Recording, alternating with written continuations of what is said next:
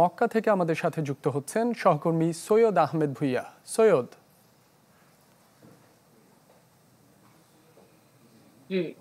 ধন্যবাদ আপনাকে। আসলে আপনি যেটুকু জানিয়েছেন, আসলে হজের পরিস্থিতিটা একেবারেই এখন মক্কা কানায় কানায় পূর্ণ হাজিরা।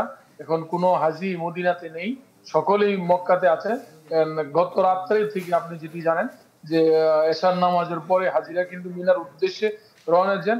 কিছুক্ষণ আগেও আমরা জানতে পারছি যে প্রায় 7 লাখেরও বেশি হাজি অলরেডি মিনায় পৌঁছে গেছেন। বাকিরা ক্রমান্বয়ে যাচ্ছেন।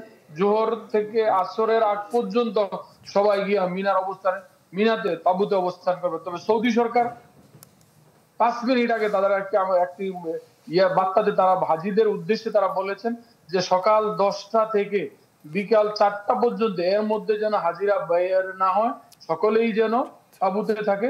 এবং তীব্র গরম, এই গরমে ধুলি বালি উঠার সম্ভাবনা আছে।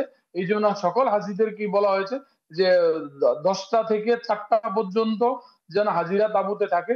এবং বাংলাদেশ হজ মিশন যারা ঊর্ধ্বতম কর্মকর্তা আছে, যে মুআল্লামা মাদ্রাসা, বার্তাটি অলমোস্ট সবার কাছে পৌঁছে গেছে। পাশাপাশি সেই হাজিদেরকে যারাই এই আরাফাতের ময়দানে থাকবেন, যে তাঁবুর থেকে, এই তাঁবুর বাহিরে যেন তাদেরকে না হয়, বা যখন তাঁবু আরাফাত থেকে যখন মুজদালিফার দিকে রওনা হবেন, তারা অবশ্যই যেন হাতে ছাতা, একটি পানির বোতল ও পাশাপাশি যেন তাদেরকে সানগ্লাস ইউজ করা হয়।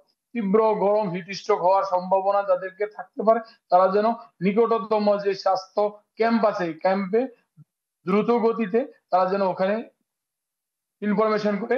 আরেকটি দিক হলো, যেখানে এখন পর্যন্ত বাংলাদেশ হজযাত্রী যারাই এসেছে তাদের মধ্যে 87,157 জন, তার মধ্যে অলরেডি জানেন আপনি যে 17 জন মৃত্যুবরণ করেছেন। বাকি 32 জন এখনো সৌদি হসপিটালে ভর্তি আছেন। তাদের ব্যাপারে যে হজ কিভাবে করবে, এই ব্যাপারে আসলে হজ কাউন্সিলর যিনি আছেন জহিরুল ইসলাম সাহেব, তিনি বলেছেন সকলকেই হজ করানো হবে এবং তাদেরকে অ্যাম্বুলেন্সে যে আরাফাতের ময়দানে আনা হবে। তবে নির্দিষ্ট কিছু সময়। সৈয়দ, আপনাকে ধন্যবাদ। সৌদি আরব থেকে পবিত্র হজের খবর জানাচ্ছিলেন সৈয়দ আহমেদ ভুইয়া। ওয়ালটন টেলিভিশন মাত্র 25,490 টাকায় পাচ্ছেন গুগল টিভি।